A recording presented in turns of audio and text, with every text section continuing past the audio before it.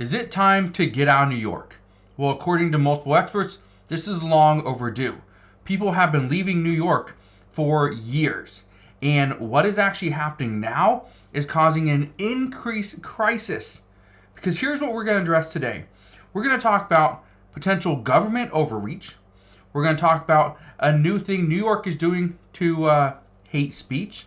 We're also going to address a migrant crisis. We're going to address a shoplifting crisis. And on top of all of those things, the possibility of New Yorkers paying an additional state tax. That is what we are going to discuss today. So, before I get into all these news, all these different reports, make sure you do one thing. It takes 2 seconds. Go ahead, hit that like button, and let's begin.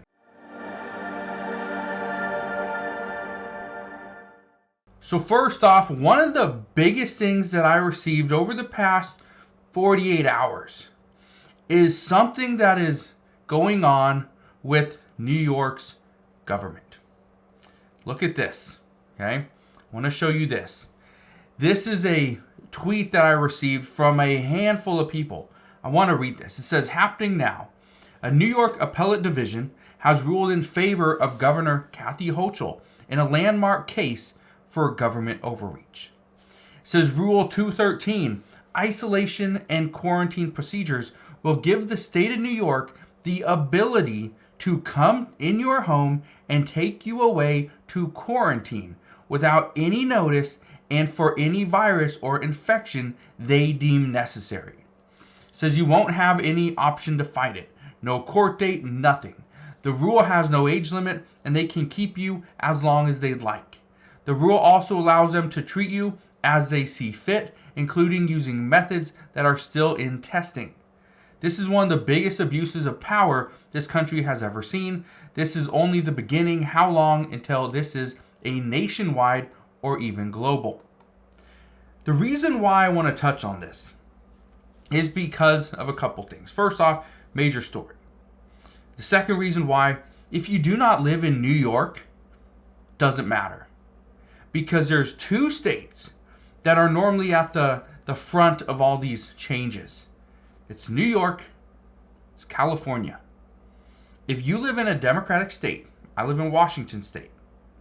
So when California makes a change, the governor here, okay, Governor Jay Inslee for Washington state, he's looking at Governor Gavin Newsom in California and it's like, that could be something that us Washingtonians need to do. It's the same thing with New York. And this is creating a massive problem. Now, I'm not going to read you the legislation. I'm not going to read you Rule 213. It's, I believe it's a 28-page bill. I've read it. It is boring. But I want to read you this statement. This is from the New York Senator, George Borrello. Okay? Now, before I read you a statement, I want to read you this. It says, the petitioners sued Governor Hochul and the New York State Department of Health over the adoption of highly unconstitutional Rule 213, isolation and quarantine procedures, charging that the process violated separation of powers, the very bedrock of our liberty and prosperity. Before I read you his statement, okay, I want to tell you this. New York coming out and this judge, or the appellate division ruling in favor of Kathy Hochul. The problem with that is, and if you didn't see my video from yesterday, I talked about a new mysterious pneumonia. Okay, that's in China. If that were to come over and hit New York State, are people even going to have a say? That's why this is very concerning. And so I received dozens of messages just over the past 24 hours with people showing me this. Now, I've seen it before. I didn't do a lot of research into it until all these people started sending it to me and saying that now they're concerned. Well, let me read George Borrello's statement. He says, we strongly disagree with their ruling and are concerned about the widespread implications of this erroneous decision. They have not only paved the way for Hochul and her Department of Health to reissue this heinous rule, but they have set a precedent to preclude citizens from rightfully challenging government overreach in court. And they've effectively, unconstitutionally, empowered the executive branch to overreach into policy making, which is a decision that could open the door to further abuses of power. In light of Governor Hochul's other overreaches into the daily lives of New Yorkers, including her effort to ban gas stoves, her housing plan that would eliminate local zoning, and her excessive mask mandates on children, to name a few, our concerns are well warranted. And I think we can all stand with New Yorkers that, yes, some want to have a little bit more of a say. They don't want to be told what to do, what type of stove they should put in their house. They don't want that. They just want to live. And this is why some are saying it is about time to get out of New York. But this is not the only reason. Experts are saying there are a lot of people looking to leave the state, not just the city, the state of New York. It's the state of New York that is really in crisis, but so is the city. Look what happened just the other day. It says demonstrators block Manhattan Bridge amid holiday travel, demanding a Gaza ceasefire. Hundreds of people end up blocking the bridge. You can see it here. They are sitting on the bridge. This is the Manhattan Bridge. It closed in both directions on Sunday. Well, this is a problem because this is a nightmare for drivers who were, again, the Manhattan Bridge is a pretty popular bridge. But this also was right after Thanksgiving, which means holiday travel, people traveling back home. Well, it slowed things down. Now, I bring this to your attention because Governor Kathy Hochul has also done something else. Look at this. It says, following significant uptick in anti-Muslim and anti-Semitic rhetoric on social media, Governor Kathy Hochul deploys new resources to combat online hate. Now, I want to read you some stuff, okay? Because here's what's going on. She's going to take a $3 million investment, and she's going to expand its threat asset and management training team. Now, here's what they're going to do. It says, use multidisciplinary teams of trained professionals to assess risk and create management plans for individuals on the pathway to violence. They want to recognize concerning behaviors and define appropriate escalation protocols. They want to establish a centralized reporting mechanism to receive reports of concerned behaviors from students and other bystanders, and educate administrative staff and professionals and professors on risk factors and warning signs to identify concerning behaviors early before an escalation to violence. Now, I want to read you the last thing in just a moment, but this is the reason why it's an issue. It's because what we are facing right now is a massive issue, okay? Because right now, according to many reports, there's a New York City budget crisis. I'm going to address a few things in just a moment, but there is a crisis, not just in the city, but in the state as well. Now, let me read you this last thing.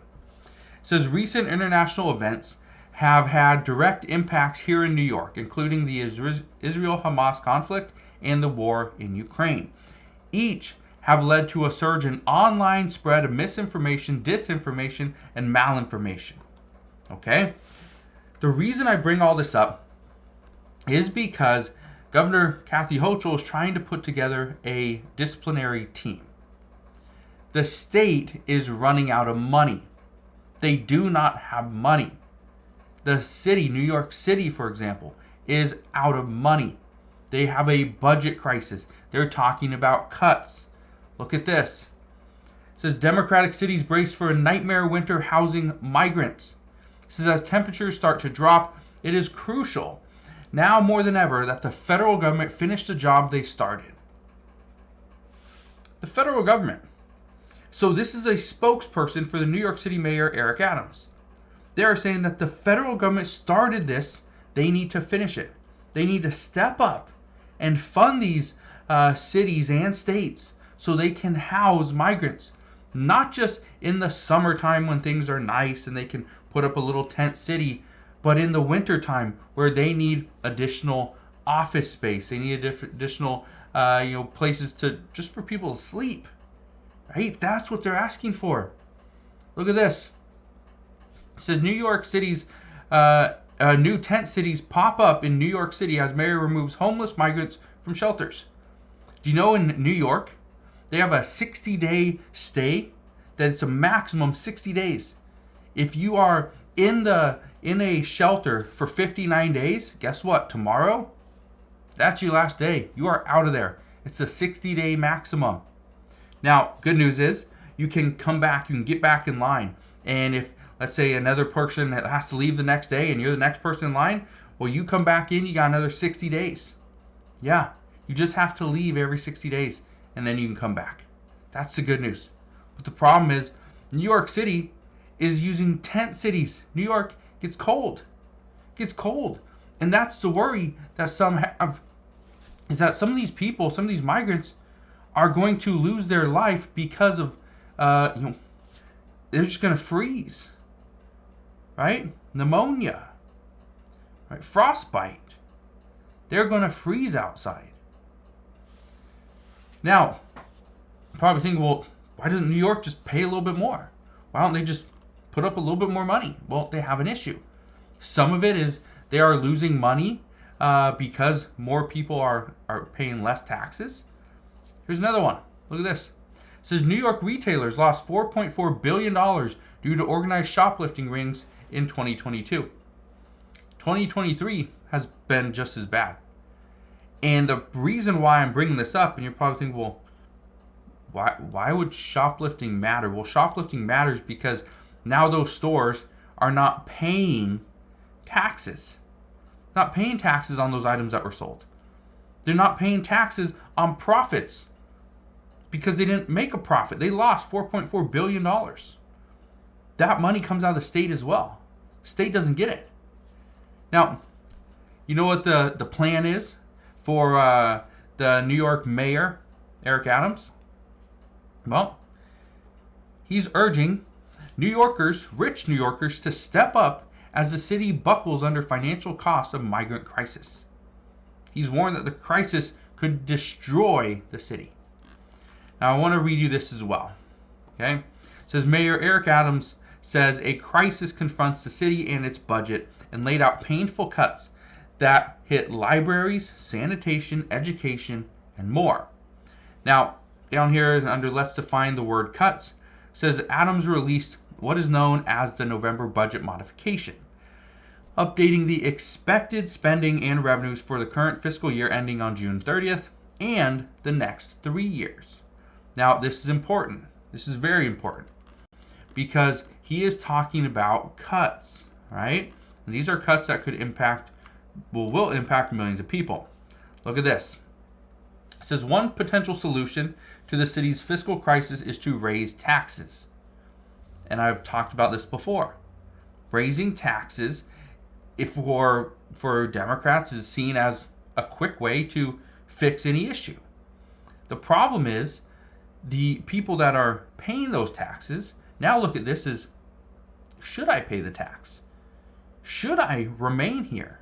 Well, let's continue to read this. It says, but state and city tax officials are also issue warnings about research they say shows a growing connection between higher taxes and rich New Yorkers moving out of state. It says, in all, about 10% of New York City residents who had been millionaires in 2020 left the city that year, tax data shows. People will leave, okay? And this is the issue, is that people are going to leave the city if they increase taxes. That is one of the concerns. But it's also one of the most likely possibilities that they are going to have to raise taxes either in New York City or the state itself. So this is why many people are highly concerned about New York State, not just the city. And this is why some are saying it's time to get out of New York. Because again, potential government overreach, a possibility of increased taxes, we got additional hate speech, and this isn't just coming from, adults. This is coming from, people in middle school and high school because of what they're seeing and hearing and all this stuff on the news and on Twitter and TikTok and everything else. but also we got a migrant crisis and we have a shoplifting crisis. All these things matter. The details matter in what's going on. So, let me know your thoughts. What are your thoughts on this? If you live in New York City or in New York State, are you concerned about what's going on?